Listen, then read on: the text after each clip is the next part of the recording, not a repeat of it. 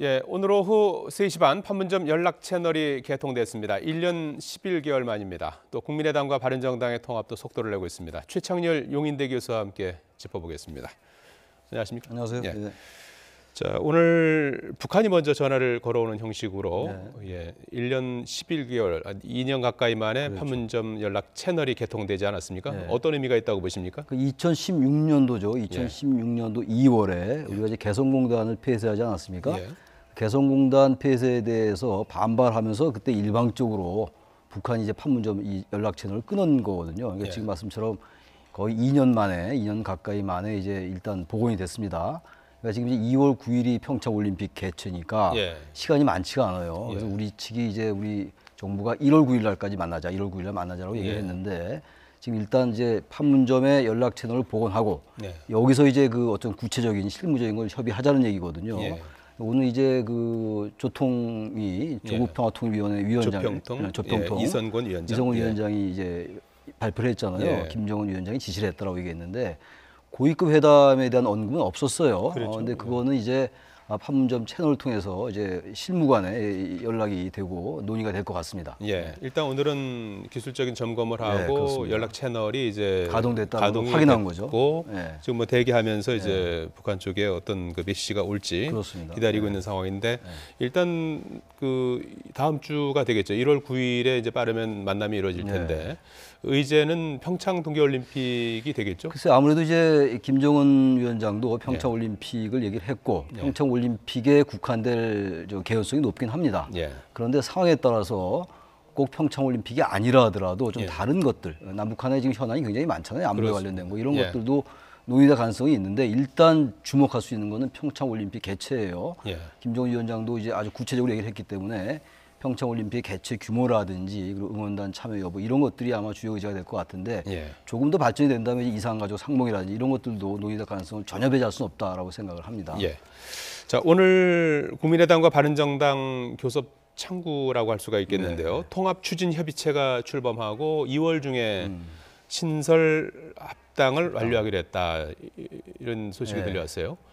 신설 합당이라는 거는 양당이 이제 당대당 통합을 물론 하긴 하는데 제3지대 쪽에 이제 새로운 정당을 만들고 거기에 이제 양당은 물론 또 개혁 관련 개혁 세력들이 같이 이제 합류한다는 그런 의미예요. 그러니까 신설 합당은 양당이 통합하는 하나의 방식이거든요. 그러니까 단지 1대1 합당이 아니라 신설 합당이라고 이제 못을 박은 겁니다. 그리고 일단 통추위를 이제 발진을 시키고 거기서 이제 양당이 이제 합류한다는 건데 어느 정도의 이제 세력이 개혁 세력, 이른바 개혁 세력이 합류할지 두고 봐야 될 것 같은데 일단 새로운 형식의 종종 이런 신설합당의 방식이 있어 왔어요. 2007년도에 야당도 이제 그러한 방식을 밟았었고 이제 그러한 방식으로 국민의당과 바른정당이 통합한다는 이제 통합의 로드맵은 이제 거의 짜진 거라고 봐야 되겠죠. 단순 합당이 아닌 이제 신설 합당 신설합당이라는 방식인데 왜 이런 방식을 그러니까 취하는 이제 거죠? 새로운 세력의 합류를 더 이제 용이하게 하는 그런 명분도 이제 갖추고 실리적으로도 단순히 양당의 합당을 넘는 제3의 세력을 이제 합류시킨다. 이런 이제 보관이 있다라고 봐야 되겠죠. 신설합당에. 새로운 인물도 좀 그렇습니다. 수혈할 수 있는 그릇을 만든다는 새로운 의미가 있나요? 시민사회 개혁 세력도 이제 수혈한다. 이런 이제 의미라고 봐야 될 것 같습니다. 그런 그 신당이 2월에 이제 2월 중순에 출범할 것 같다. 출범한다. 이렇게 이런 이제 봐야 될 것 얘기입니다. 같은데 안철수 대표가 통합 앞으로 돌진하는 모양새 아니겠습니까? 반대파는 상대적으로 좀 주춤하는 모양새인가요?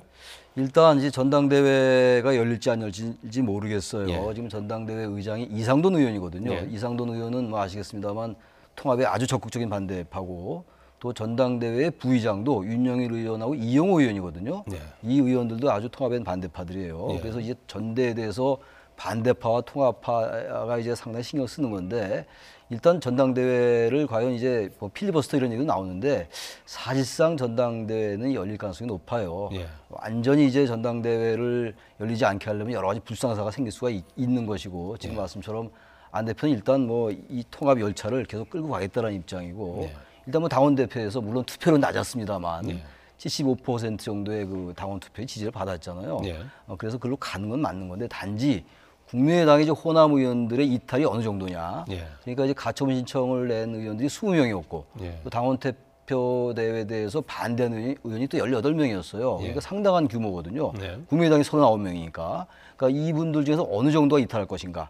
이게 이제 이 통합의 시너지가 얼마큼 날 수 있느냐의 관건이 될 것 같습니다. 예. 이탈을 할 경우에 앞서 이제 통합 신당이 만들어진다고 하지 네. 않았습니까? 이탈을 할 경우에는 그대로 국민의당 안에 남게 되는 형식이 되는 글쎄요, 건가요? 그렇게 될지는 잘 모르겠어요. 이른바 예. 이제 그 통합 반대파가 얘기하는 또 합의이혼이라는 게 이른바 일단 합의이혼을 한다면은 주류 측에서 비례대표를 이제 출당시켜주고 이런 절차를 밟아야 되는 건데 예. 지금 그렇게까지 갈 가능성은 대단히 낮아 보이고 그러니까 통합을 하면서 잔류할 수가 있는 거죠. 잔류하면서 어떤 새로운 이제 교섭단체를 이룰 수 있을지는 그거 전혀 알 수 없죠. 수명이 될지 안 될지 모르니까. 예.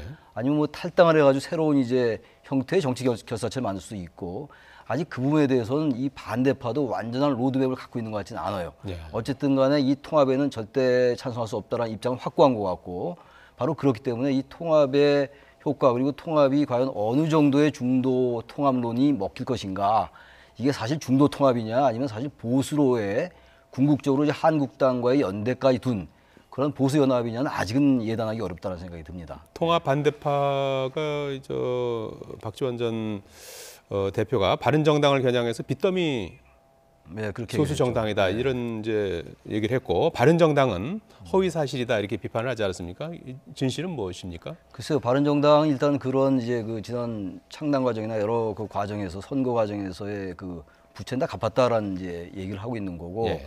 박 전 대표는 이제 어쨌든 바른정당과 국민의당의 통합에 대해서 이 통합의 부당성을 알리는 과정에서 그런 얘기가 나온 겁니다. 예. 그러니까 이제 사실 바른정당이 빚더미냐 아니냐는 사실 문제의 본질은 아닌 거죠. 예. 과연 이제 이 통합이 과연 중도 통합으로서의 의미를 갖느냐.